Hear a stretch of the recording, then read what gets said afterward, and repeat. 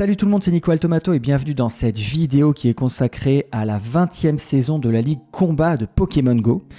Comme vous le voyez, il y a énormément de changements. Alors il y a toujours eu des changements en fait, selon les saisons. Il y a toujours eu une petite attaque qui a été améliorée, une petite attaque qui a été détériorée. Mais là, les gars de Niantic se sont dit, je veux que tout change. La méta, les Pokémon, tout, je veux que tout change. Et comme vous le voyez, sur ma droite, il y a une infographie qui répertorie tous les changements de la saison 20 et il y en a beaucoup.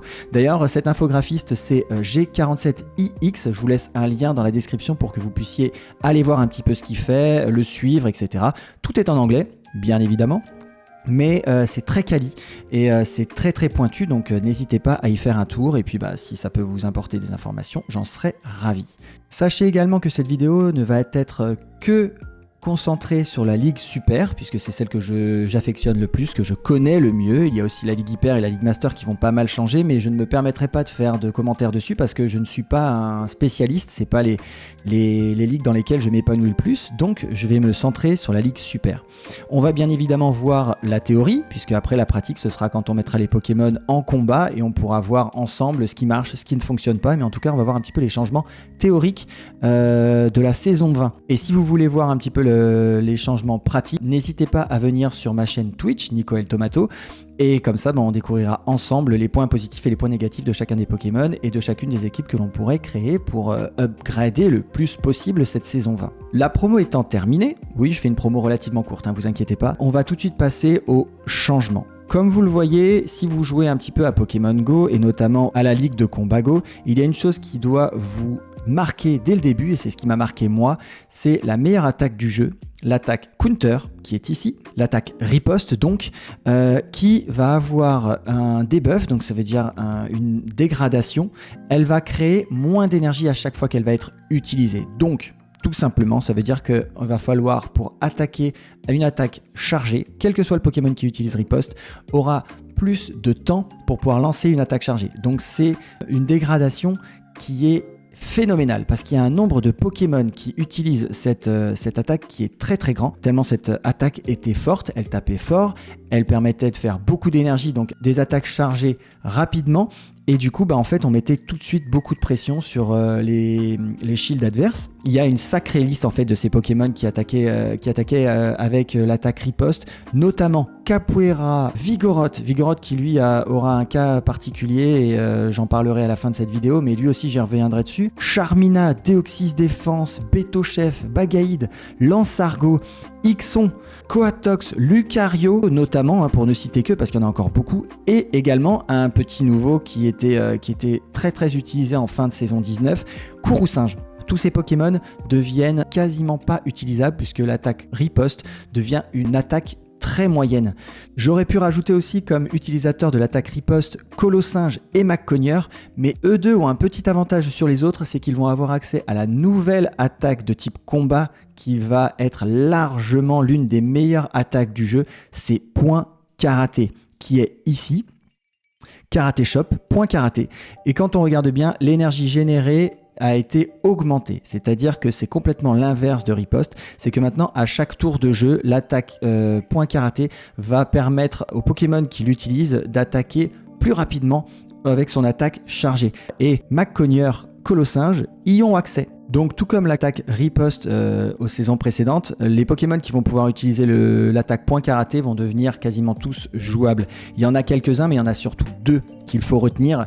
Et il y a McCogneur et l'autre c'est Pandarbar, donc l'évolution de Pandespiègle, qui lui, comme vous le voyez ici, a maintenant accès à Point Karaté et donc ça va devenir le nouveau Bagaïd parce qu'il a un coverage d'attaque qui est bien plus intéressant que celui de Bagaïd et Bagaïd n'a pas accès à Point Karaté, il n'a accès que riposte, donc du coup il va forcément devenir moins utilisé.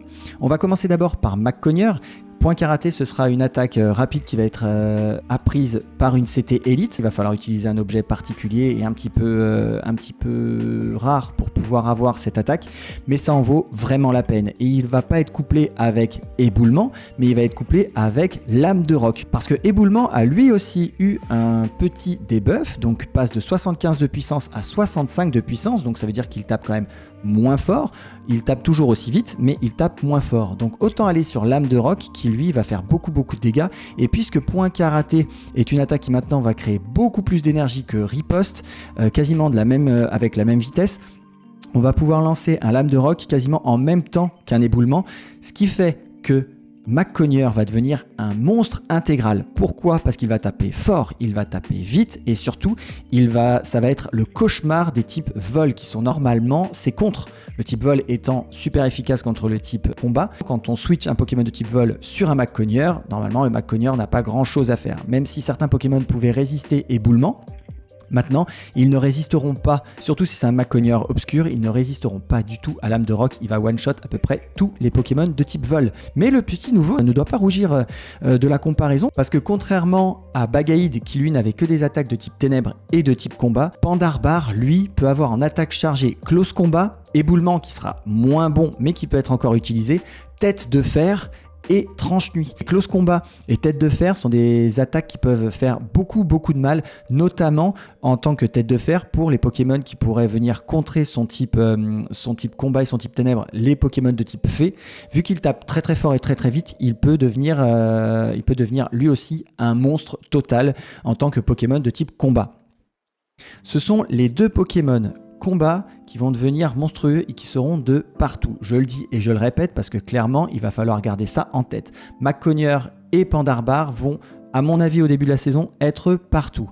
Donc, pour les contrer, puisqu'on ne peut plus contrer ce genre de Pokémon avec les Pokémon de type vol, surtout que, pour revenir sur le type vol, il y a eu plusieurs changements, notamment l'attaque Wing Attack, donc l'attaque cruelle que quasiment tous les Pokémon de type vol utilisent, va être debuff elle aussi, c'est-à-dire qu'en fait, exactement comme l'attaque riposte, l'énergie qu'elle va créer va être diminuée. Donc ça veut dire que tout Pokémon qui utilise cette attaque rapide va mettre plus de temps à lancer son attaque chargée. Et pour couronner le tout, l'autre attaque signature des Pokémon de type vol, l'attaque Sky Attack, l'attaque piquée, elle a un up de puissance puisqu'elle passe de 75 points de puissance à 85, mais son coût d'énergie pour être lancé va être augmenté. Ça veut dire que Wing Attack, donc cruel, va générer moins d'énergie et il va en falloir encore plus pour pouvoir lancer l'attaque chargée piquée. Ce qui fait que ça impacte quasiment la totalité des Pokémon de type vol. Pour pouvoir contrer donc les Pokémon de type combat, il va falloir utiliser des Pokémon de type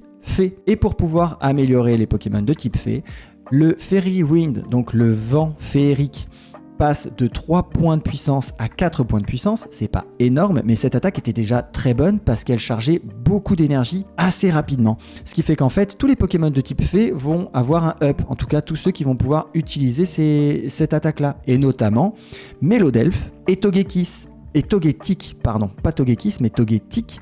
Il y a aussi, bien évidemment, Gros Doudou, que tout le monde connaît, mais Gros Doudou va être encore utilisé avec Charme ou Fairy Wind, on peut utiliser les deux, mais clairement, Gros Doudou est un charmeur, il n'est pas trop utilisé, on n'utilise pas trop le vent féerique pour lui. Donc comme vous le voyez dans l'infographie, Melodelph et Togetic ont accès à une nouvelle attaque qui s'appelle Vampibaiser, Draining Kiss, qui va être plus rapidement utilisable que Calinry, par exemple, dont il avait accès avant, avec une attaque vent féerique qui va faire plus de dégâts. Donc forcément, en fait, ces deux Pokémon-là vont avoir un gros up et vont être beaucoup utilisés pour contrer les deux monstres qu'on a vus tout à l'heure. Pour continuer dans la même logique de contrer les Pokémon qui deviennent puissants, maintenant, pour contrer les Pokémon de type fée, il va falloir des Pokémon de type poison ou de type acier.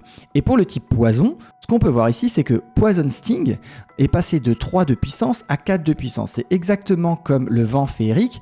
Poison Sting, qui génère beaucoup d'énergie, va être en plus capable de mettre beaucoup plus de points de vie aux adversaires, notamment aux Pokémon de type fée, ce qui en fera l'une des attaques les meilleures du jeu au niveau ratio énergie générée, puissance dégagée. Donc du coup, tous les Pokémon qui vont utiliser Poison Sting, donc Darvenin en français, vont devenir également jouables. C'est quelque chose qu'il faut aussi savoir. Et parmi ces Pokémon, il y en a quand même pas mal et certains que j'aime beaucoup. Il y a Qwilfish, Migalos, Drascor, notamment sa forme obscure qui est déjà très forte et maintenant qui va être encore plus fort. Et surtout, un qui va être très bon, ça va être Terrestre. Mais Terrestre, je vous en parlerai un petit peu plus tard aussi parce que ça fait partie des Pokémon qu'il va falloir impérativement investir. Et parce qu'il ne faut pas oublier les Pokémon de type acier, ils ont fait deux choses. La première, c'est que Stingwing aura une génération d'énergie qui va être diminuée. Donc ça, malheureusement pour aile d'acier, Stingwing, ce n'est pas bon. Donc Armure va avoir un gros debuff aussi. Et pour Metal Crow, donc griffe acier, il y a des Pokémon qui vont pouvoir sortir un petit peu leur épingle du jeu. Et je pense notamment à Berserkat, qui est un très très bon Pokémon, un très bon utilisateur de griffe acier, à Sablero d'Alola, qui va pouvoir attaquer aussi vite qu'avec Poudreuse, mais avec une attaque acier. Et moi, mon petit préféré, parce que c'est mon Pokémon préféré, il y a aussi Scalpereur, qui va arriver un petit peu plus tard, qui n'est pas encore accessible, mais qui va lui avoir aussi griffe acier. Donc je suis très content que l'attaque de Scalpereur puisse être un petit peu upgradée. L'énergie générée par griffe acier va être augmenter. Donc on va pouvoir attaquer beaucoup plus vite grâce à cette attaque. Maintenant que la logique des Pokémon qui ont été upgradés et leurs contres naturels ont été évoqués, maintenant il va falloir penser à remplacer le meilleur, ou en tout cas l'ex-meilleur save switch du jeu, Vigoroth. Vigoroth qui est de type normal, c'est l'un des meilleurs types du jeu, il n'est faible que au type combat. Donc il va falloir trouver un Pokémon de type normal et de 2 avoir assez de coverage pour pouvoir aussi devenir le meilleur save switch du jeu. Et pour ça, moi j'ai retiré 4 candidats, pas plus. Gouroutan, un Solourdo, coup de langue, oui coup de langue, et le 4e, potentiellement peut-être une surprise, Écrémeux. Tous les 4 peuvent postuler pour la place de meilleur save switch du jeu, et tous pour des raisons différentes. Gouroutan, lui, c'est simple. Il est de type normal et psy. Ça va être un très bon piège et une très bonne réponse à au Pokémon de type combat qui pourrait y avoir sur votre route, puisqu'il a l'attaque rapide Confusion, qui peut faire énormément de dégâts à un Macconia obscur par exemple. En plus de ça, Gouroutan va avoir accès à Brutal Swing, comme on le voit ici sur l'infographie. Brutal Swing qui est en français centrifugifle je crois. Et comme on le voit ici, Brutal Swing, déjà il va avoir accès, mais en plus, Brutal Swing a un changement aussi de caractéristiques. Alors certes, sa puissance est diminuée de 65 à 55, mais son coût en énergie va être diminué. Donc encore une fois, même si Brutal Swing peut taper un peu moins fort, il va pouvoir surtout taper beaucoup plus vite. Ensuite, on a un Solourdo. Un Solourdo qui est un Pokémon relativement lambda, mais qui est très bulky. Lui va bénéficier d'une amélioration d'une attaque, c'est celle de Rollout, roulade. Attaque immédiate qui passe de la puissance 5 à la puissance 8, ce qui est énorme. C'est un up incroyable. C'est en plus une attaque qui génère beaucoup d'énergie, donc ça veut dire que tous les Pokémon qui vont potentiellement pouvoir utiliser roulade vont eux aussi être très très bons, puisqu'ils vont taper très fort et ils vont pouvoir taper très vite leur attaque chargée. Il a en plus un très bon coverage avec éboulement et tunnelier. Même si éboulement a eu un debuff, il va quand même mettre beaucoup de dégâts avec l'attaque roulade, et l'attaque tunnelier, elle n'a absolument aucun changement et c'est une très très bonne attaque. Pour continuer sur roulade, la 3e possibilité comme save switch, c'est coup de langue. Coup de langue, l'évolution d'Excellang, Excellang qui est devenu beaucoup moins bon, je vous expliquerai aussi après. Coup de langue qui lui a aussi accès à roulade à partir du début de la saison 20. Le coverage de coup de langue est excellent puisqu'en fait il va avoir accès à plaquage. Alors plaquage est une attaque qui, comme vous le voyez ici, va avoir sa puissance diminuée. Donc ça aussi c'est un très gros coup dur pour Vigoroth, mais on y reviendra après. C'est pour ça que ce n'est plus du tout un bon save switch. Mais c'est pas le but de coup de langue. De coup de langue en fait avec roulade va générer beaucoup d'énergie et Body Slam, donc plaquage, sera une attaque juste pour bait l'adversaire. C'est-à-dire qu'on va charger une très grosse attaque et on va utiliser une petite attaque pour ne pas utiliser trop d'énergie et pour pouvoir mettre la pression sur les boucliers adverses. Parce que coup de langue a accès à Balombre, à Lance-Soleil, à Séisme et à Ultra Laser. Donc ce sont 4 attaques extrêmement puissantes.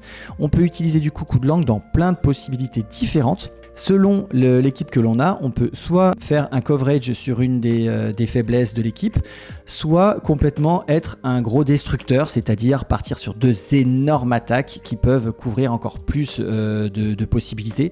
Donc Balombre, Lance-Soleil, Séisme, Ultra Laser et Plaquage. Plaquage sera une CT élite, malheureusement, mais franchement ça en vaudra la peine et il sera beaucoup plus utilisable que son petit copain Excellang. Beaucoup moins cher en plus à investir au niveau des bonbons XL. Et enfin, le petit dernier qui peut lui aussi sortir un petit peu son épingle du jeu pour les mêmes raisons que les 2 derniers, c'est Écrémeux. Écrémeux qui a lui déjà accès à l'attaque roulade, mais qui a aussi la possibilité d'avoir un coverage totalement différent avec notamment des attaques de type acier avec Gyroball, glace avec laser glace et électrique avec tonnerre. Ça peut être quand même quelque chose qui est très très intéressant à utiliser aussi pour pouvoir gérer en tout cas les faiblesses des deux autres Pokémon. Maintenant que l'on a parlé des éventuels save switch, on va pouvoir parler des spammers. Les spammers, c'est simple, ils avaient une attaque clé qui s'appelait Mudshot, en français tir debout. Lagron, Marestre, Barbicha ou encore Tarpo. Ces Pokémon-là étaient vraiment ce qu'on appelle des spammers, c'est-à-dire que l'attaque tir debout ne faisait absolument pas de dégâts, très peu en tout cas, mais générait beaucoup d'énergie par tour. Donc ça leur permettait de lancer très souvent des attaques chargées et donc de mettre potentiellement la pression sur les shields adverses. Il y a eu un changement les amis. Son attaque a été augmentée, certes on passe de 3 de puissance à 4 de puissance, mais c'est absolument pas ce qu'on cherche en fait avec tir debout. Ce qu'on cherche, c'est l'énergie générée par tour. L'énergie générée va être réduite. Et ça, c'est pas bon. Parce qu'en fait, c'était justement le but en fait, des Mud Boys, c'est de pouvoir attaquer rapidement. Ce qui fait que ces attaques-là vont rendre les 4 Pokémon que j'ai cités beaucoup moins bons, puisque très faibles, notamment aux Pokémon de type plante, et ils n'auront plus la possibilité de répondre, à part Barbicha qui lui a l'attaque laser glace, qui pourra peut-être sortir son épingle du jeu, mais oubliez Lagron, oubliez Marestre, et oubliez complètement Tarpo. Mais alors vous allez me dire, comment faire pour remplacer les Mud Boys ? Eh ben, on va les remplacer par d'autres Mud Boys, mais pas les Mud Shot, on va les remplacer par les Mud Slap, les coups de boue. Tous les Pokémon qui vont avoir coup de boue comme attaque immédiate seront les nouveaux spammers. Pourquoi ? On voit un petit peu, déjà, on passe de 11 de puissance à 12, ce qui est déjà pas mal, même si c'est que 1 point, ça reste quand même déjà une bonne attaque, parce que elle était jouable déjà cette attaque avant, hein. Il n'y avait pas de problème, c'était déjà une attaque bien jouable. Mais le truc qui est génial, c'est qu'en plus d'avoir un petit up de pouvoir, il va même avoir une génération d'énergie augmenté, c'est-à-dire qu'en fait il va faire très mal, il va pouvoir nous permettre d'utiliser une attaque chargée beaucoup plus rapidement, et les Pokémon qui vont pouvoir utiliser cette attaque immédiate et qui vont donc devenir extrêmement bons et remplacer tout ce qui est Lagron, etc., tout ce que je viens de vous expliquer, parce que n'oubliez pas que Lagron était un Pokémon qui était utilisé dans toutes les ligues, c'était la valeur sûre, on savait que Lagron dans une équipe c'était possible et que c'était très bon. Bien maintenant, il va être remplacé par Ossatueur de Kento, Trio Piqueur d'Alola, oui, vous avez bien entendu, Trio Piqueur d'Alola, mais aussi par Tritosaur, ou encore, dans un autre registre, Golémastoc. Tous ces Pokémon-là vont avoir la possibilité de montrer à quel point ils sont puissants, parce qu'ils vont être d'excellents contres à tous les Pokémon de type feu, à tous les Pokémon de type acier, et surtout ils vont avoir un coverage qui peut être très intéressant, comme Ossatueur qui peut avoir éboulement, Masdos, séisme et tunnel, et pourquoi pas faire un total attaque sol avec Masdos et tunnel, puisque Masdos en fait est également une attaque qui est très utilisée par les nouveaux Mud Boy. Si on regarde un petit peu mieux dans cette infographie, qu'il y a ici Bone Club, qui est l'attaque en français Masdos, qui passe de 40 de puissance à 45. C'est un up énorme, et en plus il va pas demander plus d'énergie, donc on va pouvoir le taper toujours aussi vite, voire plus vite maintenant avec Mud Slap, et taper plus fort, passer de 40 à 55. Et ça, Ossatueur d'Alola, il va savoir faire. Et Tritosaur, lui, sera le nouveau Marestre, tout simplement, puisque avec coup de boue, il va générer beaucoup d'énergie. Il va avoir Vibraqua, donc il peut potentiellement être une hydroqueue, même si c'est une attaque un peu moins bonne. Il a également plaquage pour un coverage plus large, et il a séisme et Telluriforce si on veut taper extrêmement fort. En plus, c'est un Pokémon qui est extrêmement bulky, Tritosaur, donc vraiment, il va remplacer Marestre. C'est vraiment un Pokémon qu'il va falloir avoir dans sa besace. On va passer maintenant au cas un petit peu particulier. Il y a un ou deux Pokémon qui ressortent un petit peu du lot en plus que ce que je viens de dire là. Et notamment, on va commencer par Noctunoir. Noctunoir, comme vous le voyez sur cette infographie, va avoir accès à Shadow Punch qui a eu un up exactement comme Bone Club, donc comme Masdos. Point ombre passe de 40 de puissance à 55. Donc ça aussi, c'est encore une attaque qui va être très intéressante. Et en plus de Noctunoir, il va y avoir aussi Spectrum, bien évidemment. Il va y avoir aussi Ectoplasma qui tapait déjà très fort, mais là maintenant vont taper encore plus fort. Donc ça peut être rigolo de jouer ce genre de Pokémon. Mais le vrai up de Noctunoir se situe sur son attaque rapide, l'attaque Astonish, qui est en français étonnement, qui passe de 9 à 12. Alors cette attaque-là faisait pas mal d'énergie par tour, certes, mais tapé relativement de façon médiocre par rapport au nombre d'énergie qu'il générait. C'est plus le cas, on passe de 9 à 12. ce qui fait d'elle directement la meilleure attaque de type spectre. Si on couple étonnement avec point ombre et avec l'attaque chargée vibre obscur, ça fait un Pokémon qui peut taper très vite, très fort, et clairement ça peut être du coup un excellent Pokémon. Il y en a certains qui peuvent aussi utiliser potentiellement Psycho. Si on a une faiblesse dans son équipe au type combat par exemple, on peut aller sur Psycho, sachant qu'il va y avoir quand même pas mal de poison. Ça peut être aussi une certaine alternative d'avoir et Psycho et point ombre. Un autre Pokémon dont on peut parler de façon spécifique, c'est Igolta. Igolta, pourquoi? Parce qu'en fait, il est de type normal et de type électrique. Donc ça, jusque-là, c'est un type qui est somme toute normal. Il n'est pas exceptionnel, mais il n'est pas non plus mauvais. Et surtout, son type normal va le rendre faible aux deux monstres qu'on a vus au début. Et son type électrique va le rendre faible aussi tous les nouveaux Mudboy. Mais il ne faut pas l'utiliser comme un Pokémon de type électrique, puisqu'il a accès déjà à l'attaque Mudslap, donc à l'attaque coup de boue, qui va être, comme vous l'avez vu, upgradé de ouf. Mais il a aussi accès à l'attaque Parabolic Charge, qui elle va avoir un excellent up, c'est-à-dire qu'en fait elle va passer de 65 de puissance à 70 de puissance, son coût en énergie va être diminué, donc on va pouvoir le lancer plus longtemps, et surtout, nouveauté, il va avoir une chance d'augmenter la défense de l'utilisateur de 1 point, ce qui est très très fort. Alors je ne sais pas encore exactement le pourcentage de chance, j'espère que ce sera quand même un pourcentage assez élevé, 33-50%, ce serait vraiment très bien. Et du coup, ce Pokémon deviendrait vraiment très très fort, notamment parce qu'en plus de ces attaques-là, il a la possibilité d'avoir l'attaque Abattage, qui est une attaque dragon, donc qui peut potentiellement faire un coverage sympathique, mais surtout qui a également la possibilité de diminuer à 50% l'attaque de la cible de 1 point. Ça peut être un Pokémon qui peut être utilisé en safe switch aussi pour juste faire en sorte de diminuer les capacités de l'adversaire en fait avec abattage, mais aussi pour améliorer sa défense et devenir de plus en plus bulky pour que le tour d'après en fait tu sois face à un mur total. Si jamais bien évidemment Parabocharge, donc Parabolic Charge, Parabocharge en français, obtient un pourcentage d'activation qui soit quand même aux alentours de 50%. Sinon, ce sera une attaque qui sera un petit peu moins bonne, même si elle a eu quand même beaucoup d'améliorations. Et on peut le compléter avec potentiellement Nœud Herbe, potentiellement Piétisol, même si c'est vraiment pas une bonne attaque de type sol. Donc moi, je vous proposerais plutôt Parabocharge et Abattage, voire Nœud Herbe, selon un petit peu ce que vous avez comme autre attaque. Je pense qu'on a enfin fait le tour des gros changements. Alors bien évidemment la vidéo pourrait durer des heures et des heures hein, parce que quasiment tous les Pokémon sont impactés par ça.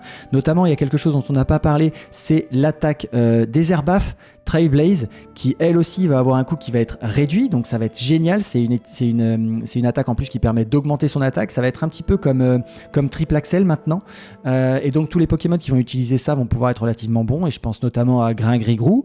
On en a déjà parlé, mais il y a aussi Migalos qui peut l'utiliser, il y a Faramp, il y a Gouroutan dont on a aussi parlé. C'est vrai que c'est une attaque auquel je n'ai pas pensé à développer quand je lui ai expliqué. Il y a aussi Floramantis que j'aime beaucoup moi comme Pokémon, donc ça va être génial. Et après il y a des Pokémon un petit peu moins utilisés comme Ursaking, Moufleur, Archiduc, enfin bon, tous ces Pokémon là seront un petit peu moins utilisés. Potentiellement Ursaring aussi, Girafarig.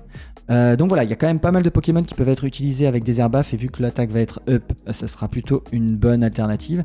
Et je viens de l'apprendre, il y a aussi Berserkat qui peut l'utiliser, donc avec Griffacier, on peut tenir aussi un Pokémon de type acier qui aura une réponse face aux Pokémon de type eau, et surtout aux Pokémon de type sol. Et à part ça, ce qu'on peut aussi noter, c'est que Fire Spin, donc roue de feu, sera une attaque qui sera un petit peu plus puissante. C'est pour ça que Ossature d'Alola devient encore un Pokémon très utilisé, qu'il va y avoir aussi Fenard de Kento qui va être très utilisé. Et je pense qu'ils ont voulu faire, Niantic a voulu faire un petit peu le ménage avec les équipes toxiques de type plante, puisque Razor Leaf, l'attaque tranche-herbe, va être diminuée de puissance, de passer de 10 à 9 pour le coup. Ça aura au moins la possibilité de mettre un petit peu moins de pression au Pokémon adverse quand on switch sur un Pokémon qui utilise tranche-herbe, et de potentiellement mettre la pression sur ses boucliers. En parlant de bouclier, il y a une chose dont on parle très peu. Il y a très peu de youtubeurs, très peu de streamers qui en parlent, et moi je trouve que c'est quand même quelque chose de fou.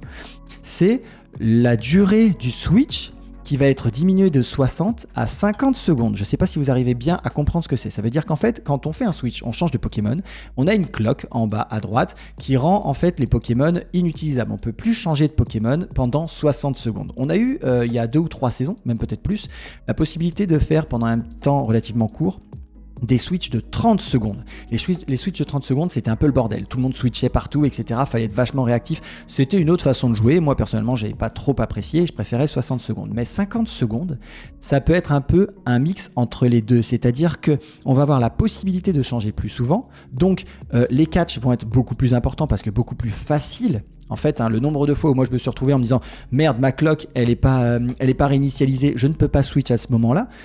Et on peut surtout mettre à l'abri des Pokémon plus rapidement. C'est-à-dire que si on arrive à faire tourner un petit peu la cloque, on peut faire revenir un Pokémon et savoir que potentiellement, on peut utiliser un Pokémon que l'on aurait laissé avec peu de vie. On peut l'utiliser plus facilement et plus rapidement en tant que troisième bouclier. Et je pense que ça va être comme ça que ça va être joué. Donc ça, on n'en parle quasiment pas encore, mais je suis persuadé que ça va quand même pas mal changer notre façon de jouer et surtout pas mal notre façon de changer en fait sur un autre Pokémon. Parce qu'encore une fois, comme on disait, il y avait pas mal de Pokémon qui étaient capables, sans même utiliser d'attaque chargée, de farmer en fait le Pokémon adverse. Sauf que là, en 50 secondes, il y aura déjà moins de possibilités. L'adversaire va pouvoir utiliser ses attaques rapides et ses attaques chargées pour gagner du temps et faire en sorte de mettre à l'abri ce Pokémon qui a été complètement hard-counté, donc c'est-à-dire complètement contré, et potentiellement essayer de faire quelque chose comme étonner son adversaire en utilisant le troisième Pokémon ou en sacrifiant un autre Pokémon, etc. Bon bref, il y a quand même pas mal de choses possibles et je pense que cette cloque, en fait, on va en reparler, mais passer de 60 secondes à 50 secondes, je pense que ça va être beaucoup plus important que ce que tout le monde en dit, puisque quasiment personne n'en parle. Maintenant qu'on a fait vraiment le tour du tour, je ne peux pas faire beaucoup plus, sinon on en a pour la nuit, je vais vous proposer un top 5 des Pokémon qu'il ne faut plus investir et un top 5 des Pokémon qu'il faut impérativement avoir. En tout cas, les nouveaux Pokémon qu'il faut avoir. Dans un premier temps, on va passer sur les 5 Pokémon qu'il ne faut plus avoir. Il ne faut plus investir, il ne faut plus utiliser de poussière d'étoiles, de bonbons, etc. Si vous ne l'avez pas, n'essayez pas de l'avoir. Si vous l'avez déjà, gardez-le. Peut-être qu'une autre mise à jour fera que le Pokémon sera de nouveau jouable. Dans mon top 5, le premier qu'il ne faut plus investir pour plusieurs raisons que je vais vous énoncer, c'est Charmina. Charmina, c'est l'utilisateur de l'attaque riposte, on en a déjà parlé, l'attaque riposte devient moyenne, mais surtout, il a le défaut de devoir être XL, donc on doit utiliser des bonbons XL pour pouvoir atteindre un Charmina de bonne qualité pour le top 100, top 50. On peut avoir un Charmina qui est moyen pour le PVP et l'avoir pas du tout XL, mais si vous vouliez essayer de farmer un top 10 par exemple de Charmina, vous êtes obligé d'avoir des bonbons XL, et donc du coup ça fait beaucoup de poussière, ça fait beaucoup d'investissement pour finalement un Pokémon qui sera beaucoup moins utilisable à cause de cette attaque riposte qui a été debuff. En top 4, je mettrais Excellang. Excellang qui était un très très bon Pokémon et qui avait un bon bulk et qui avait un bon coverage aussi. Le problème d'Excellang, c'est que il va avoir son attaque plaquage qui va être debuff, donc qui va être beaucoup moins impactant sur les shields adverses. Et pour la même raison que Charmina, c'est un Pokémon que l'on pouvait avoir avec des bonbons XL obligatoirement, donc un gros investissement. Et maintenant, son évolution, Coup de langue, qui nécessite absolument aucun bonbon XL. Certes, il va falloir utiliser une CT Elite pour avoir plaquage, mais clairement, l'investissement en bonbons XL et en poussière d'étoiles ne justifie pas d'avoir un Excellang plutôt qu'un coup de langue. En plus, coup de langue a vraiment de très très très grosses attaques. Il va avoir roulade qui va charger plus vite qu'Excellang. Il va avoir séisme, ballombre, etc. qui fait beaucoup plus de dégâts. Et il va quand même avoir plaquage pour faire les baits, pour lancer une petite attaque, mettre le bouclier adverse et pouvoir ensuite attaquer clairement avec de grosses attaques et faire de très très gros dégâts. Donc Excellang à oublier malheureusement. En numéro 3, Cresselia. Cresselia pour deux raisons. La première, c'est que lui aussi est franchement très lourd à investir, mais on pourrait dire, mais Nico, c'est un Pokémon de type Psy, il peut être une très très bonne réponse au Pokémon de type combat. Certes, mais déjà, pour 100 000 poussières d'étoiles et pour 100 bonbons Cresselia, on a une nouvelle attaque. Ça, c'est déjà quelque chose à prendre en compte. Il y a une deuxième chose, c'est que son attaque Future Sight, en français Prescience, va passer de 120 à 110 de puissance. Et on sait que Cresselia, son point fort, ce n'est pas son attaque, c'est sa défense. Donc clairement, il va être quand même vachement moins utile avec cette attaque-là. Et surtout, Le deuxième Pokémon de type combat qui va être utilisé par quasiment la totalité des joueurs, ça va être Pandarbar. Et Pandarbar, il est de type combat, mais il est aussi de type ténèbres. Et il a accès à des attaques qui peuvent, pas one-shot, mais qui peuvent vraiment mettre à mal notre ami Cresselia. Macogneur avec lame de roc peut faire énormément de dégâts. Avec un seul bouclier, peut défoncer un Cresselia. Et c'est normalement, c'est votre wall, tu vois, c'est votre mur de points de vie. Et bah du coup, il sera beaucoup moins utile. Donc clairement, ne pas l'investir. Alors certes, il est encore jouable, hein, bien sûr, tous les Pokémon sont jouables, tous, c'est la magie de la Ligue Super.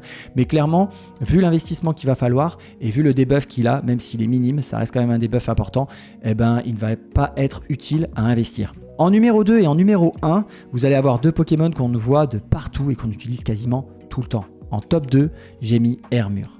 Notre pauvre Hermure, qui lui est excellent, c'est un excellent Pokémon, mais il va malheureusement ne plus le devenir, parce que ses attaques sont quasiment toutes vues à la baisse. Il a comme attaque Cruel, mais on ne l'utilisait plus trop avec Cruel maintenant. Aile d'acier, Stingwing, qui a été revu à la baisse malheureusement, donc ça veut dire que l'énergie générée par cette attaque-là, son attaque rapide va être diminuée, et vu qu'il a aussi piqué, malheureusement, comme je vous l'ai dit, un piqué aussi, ça a été revu à la baisse. Elle est plus puissante, mais elle met beaucoup plus de temps à être attaquée. Elle sera plus utile, puisque si quelqu'un a un rapace, il va plus être du genre à farmer pour avoir 2 rapaces, les lancer à la suite, que vraiment essayer de bait avec un piqué et ensuite arriver sur rapace, parce que rapace diminue quand même de 2 sa défense. Bref, je suis un peu déçu pour les deux top 1 et top 2 parce que c'est vraiment des Pokémon que j'apprécie, mais Hermure, passez votre chemin, ce ne sera plus du tout le Pokémon puissant, bulky et flexible aussi qu'on pouvait avoir en réponse à des Pokémon de type fée. Il faudra plus aller sur des Pokémon qui ont Griffacier ou qui ont Darvenin et avec des Pokémon de type poison. Et en top 1 de la dégringolade, ce sera Vigoroth. Vigoroth qui a été sali. On lui a manqué de respect, je vais pas être vulgaire, mais on lui a dessus. Toutes ses attaques ont été vues à la baisse. Riposte génère moins d'énergie, éboulement est moins puissant et plaquage est moins puissant également. Ce qui fait que ce Pokémon, en fait, finalement, est malheureusement beaucoup trop affaibli dans la nouvelle saison pour pouvoir être jouable. Là, cette fois-ci, c'est vraiment une histoire de jouabilité, ce Pokémon, et sera très très peu jouable, malgré le fait que, comme je vous ai dit, la Ligue Super, tout le monde peut avoir son épingle du jeu, mais la Vigoroth, franchement, il a pris trop cher, je suis désolé, mais il va falloir y penser pour les autres saisons, si jamais on lui met accès à d'autres attaques et qu'on puisse l'utiliser autrement qu'en save switch. Mais là, en tout cas, Vigoroth, malheureusement, top 1 de la dégringolade parce que on lui a manqué de respect. Niantic lui manque de respect avec tout ça. Tout a été vu à la baisse. Moi, je suis extrêmement triste parce que ce Pokémon, je l'aimais beaucoup. Il était très facile à avoir. Il coûtait pas cher. Très facile à utiliser. Très facile à comprendre comment utiliser. Enfin bon, bref, c'était vraiment le Pokémon idéal pour tous les débutants qui voulaient avoir un excellent Pokémon dans toutes les situations. Eh bien, ce n'est plus le cas, j'en suis désolé. On va passer tout de suite maintenant au top 5. C'est pas vraiment un top 5 de Pokémon, mais plutôt un top 5 de classes de Pokémon. Vous les avez déjà entendus et je vais vous faire juste un petit récapitulatif, ça va aller assez vite. En numéro 5, il va vous falloir donc un nouveau save switch de type normal. Et pour ça, il va vous falloir un Insolourdo, un coup de langue. Voilà, s'il faut en garder 2, ce sera cela. Et ensuite, potentiellement, Gouroutan ou Écrémeux. En top 4, si vous aimez un petit peu comme moi jouer aussi des types spectres, je vous conseille d'avoir un Octunoir, ça va être primordial. Et dans un autre registre, mais tout aussi dangereux, ça va être Golémastoc. Je vous ai déjà expliqué pourquoi, je ne vais pas aller plus loin, Golémastoc. Je vais juste revenir sur Golémastoc qui lui a accès à Coup de Boue, donc Coup de Boue qui est le nouveau Slap Boy, n'est-ce pas? Mais il a aussi accès à Point Ombre qui, comme Noctunoir, a été vu à la hausse, et à Dynamo Point, voire même à Telluriforce, qui sont 2 attaques qui sont très très costauds. Donc clairement, ça peut être la bonne surprise. Et Golémastoc aussi, il a certes Coup de Boue, mais il a également Étonnement. Atonish qui a été revu à la hausse, donc franchement ce Pokémon peut être vraiment une bonne option puisque quasiment toutes ses attaques ont été vues à la hausse. En top 3, il va vous falloir un nouveau Mud Boy, donc utilisateur de Mud Slap, Coup de Boue, et pour ça je vous l'ai déjà dit, il y a Ossatueur de Kento, il y a aussi Tritosaur parce que ce sera un mur de points de vie et de défense, donc qui pourrait remplacer Marestre. En top 2, bien évidemment, les 2 monstres. Oui, et vous allez voir pourquoi il n'est pas top 1, parce que le top 1, il va un petit peu vous étonner, je pense, mais les 2 monstres, Macogneur et Pandarbar, clairement, je vous ai encore une fois expliqué pourquoi. Si vous en avez un, c'est très bien. Il faut utiliser malheureusement l'ACT Elite pour pouvoir apprendre à Macogneur l'attaque point karaté, mais ça en vaut la peine. Clairement, ça en vaut la peine. Il faut aussi une CT Elite pour pouvoir faire lame de roc. Mais clairement, vu l'utilité du Pokémon, en vrai, je vous le conseille fortement. Et enfin, en top 1, un Pokémon qui va être très très bon parce qu'il a beaucoup de points de vie, il a beaucoup de défense, il a accès à une attaque qui maintenant est exceptionnelle, même si elle était déjà très très bonne, d'Arvenin, et avec un coverage assez large. J'ai nommé Terrestre. En plus, c'est un Pokémon qu'on a obligatoirement, puisqu'il y a eu un Community Day pendant l'année 2024 ou 2023, je ne sais plus exactement, donc il n'y a pas très longtemps. Donc on en a au moins tous un. Gardez-le. Gardez-le. Par contre, il ne faut plus l'utiliser comme Mudboy, bien évidemment. Il va falloir l'utiliser avec l'attaque d'Arvenin. Et il a un coverage qui est plutôt sympa. D'habitude, il est utilisé avec Lame de Roc et Séisme, mais il ne faut pas oublier qu'il peut avoir Mégacorn grâce à la CT Elite ou au Community Day. Mais il a aussi Bomber pour contrer complètement le type plante ou le type fée. Il a également Bombacide pour le bait et il a Vibraqua. Ça, on l'utilisera quasiment pas, hein, ça c'est clair. Mais il a quand même une possibilité d'attaque qui est très sympathique et très intéressant. C'est le numéro 1. Terrestre est le numéro 1 des nouveaux Pokémon à utiliser à partir de la saison 20. Et ce n'est pas pour rien, c'est parce qu'il va être extrêmement fort. Donc gardez-le, ne le jetez pas ou améliorez-le. Si jamais vous en avez eu un dans un coin et que vous ne l'avez pas encore amélioré pour X ou Y raison, c'est le moment les gars. Voilà, vous allez pouvoir vous amuser avec ce Pokémon que j'aimais beaucoup et que j'utilisais déjà beaucoup. Voilà, cette vidéo est enfin terminée. Elle doit être extrêmement longue, hein. J'ai mis du temps à la tourner, mais je pense qu'une fois montée, ça va être long aussi. J'espère que vous avez aimé, j'espère que ça va vous aider pour la saison 20 et pour bien débuter la saison 20, parce que je suis sûr que à force d'utiliser les Pokémon, à force de voir les Pokémon arriver, etc., on va forcément voir des Pokémon sortir du lot, etc., qui étaient inattendus. Et à partir de là, on pourra faire quelque chose de sympa, c'est-à-dire vraiment s'organiser pour créer des équipes, des nouvelles équipes. En tout cas, je vous ai fait déjà un grand récapitulatif de ce qui va changer et un grand récapitulatif des Pokémon qu'il faut avoir en début de saison pour pouvoir potentiellement faire tout de suite des points, faire tout de suite des victoires dès le début de la saison, avant de savoir un petit peu les petites subtilités pour certains Pokémon, etc. En attendant, je vous souhaite de passer une excellente journée. Merci d'avoir regardé la vidéo, merci de l'avoir regardé encore plus, merci de l'avoir regardé si vous l'avez regardé en entier parce qu'elle était longue. Je vous souhaite une excellente journée et une excellente nuit, peu importe où vous êtes sur le globe. Et comme on dit ici en Nouvelle-Calédonie, tata bisous et à la prochaine. Ciao.